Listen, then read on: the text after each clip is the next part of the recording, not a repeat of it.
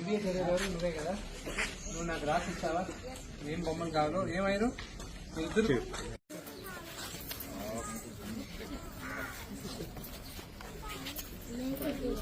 Okay, అందరికీ నమస్కారం. భోగి, సంక్రాంతి, కనుమ అందరూ బ్రహ్మాండంగా కుటుంబ సభ్యులతో చేసుకోవాలని మనస్ఫూర్తిగా కోరుకుంటున్నాను. నేను జనరల్గా కుడి చేయి చేసిన దానం ఎడం చేయికి తెలియకూడదు అంటారు. కానీ ఈ సంక్రాంతికి నేను చేస్తున్న ఒక చిన్న పని నేను చెప్పాలనుకుంటున్నాను. ఎందుకంటే దీన్ని విని ఇంకా కొంతమంది ఇన్స్పైర్ అయి పక్కనున్న వాళ్ళకి సహాయం చేస్తారన్న ఉద్దేశం చెప్తున్నాను. నేను ఒకసారి తిరుపతి నుంచి, అందరికీ తెలిసిందే తిరుపతిలో మోహన్ బాబు యూనివర్సిటీ ఉంది, నేను చూసుకుంటూ ఉంటాను.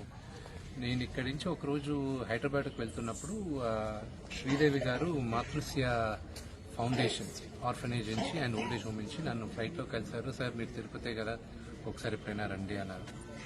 ఆవిడకి నిజంగానే చాలా హ్యాట్స్ ఆఫ్.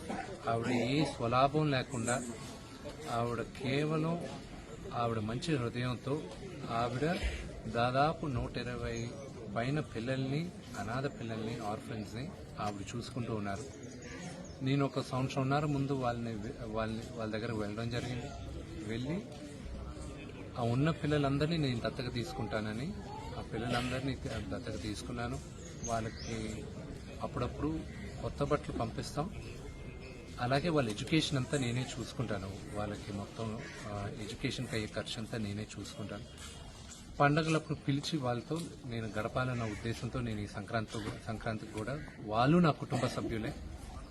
వాళ్ళకు ఒక అన్నగా, ఇంటి పెద్దగా నేను ఇక్కడ వాళ్ళతో జరుపుకున్నాను. నా కుటుంబంతో ఎలా జరుపుకుంటానో వాళ్ళతోనూ జరుపుకున్నాను. ఫస్ట్ అండ్ ఫార్మోస్ట్ ఆవిడకి చాలా థ్యాంక్స్ చెప్పాలి. ఆవిడకి దేవుడు ఇంకా కొంచెం ధైర్యం ఇచ్చి, బలం ఇచ్చి ఇంకా ఎంతో మందికి సేవ చేయాలని మనస్ఫూర్తిగా కోరుకుంటున్నాను. ఈ పండగల నుంచి ఎవరైనా ఇష్టపడితే దయచేసి మీ దగ్గర ఉన్న వాళ్ళని ఇలాగే మీరు దత్తత తీసుకోండి. పుట్టినరోజున అనవసరమైన ఖర్చులు చాలా ఉంటాయి, ఎప్పుడైనా చేసుకోవచ్చు. కానీ ఇలాంటి అవసరం ఉన్న వాళ్ళకి ఇస్తే దేవుడు మనల్ని చల్లగా చూస్తారు. మనం పే ఇట్ ఫార్వర్డ్. దేవుడు నాకు ఈ అవకాశం ఇచ్చాడు, నేను చేయగలుగుతున్నాను, నేను చేస్తున్నాను. రేపు ఈ పిల్లలు పెద్దోళ్ళు అయిన తర్వాత వీళ్ళు లేని వాళ్ళకి ఇవ్వాలని ఇది నేర్పిస్తున్న పిల్లలకి.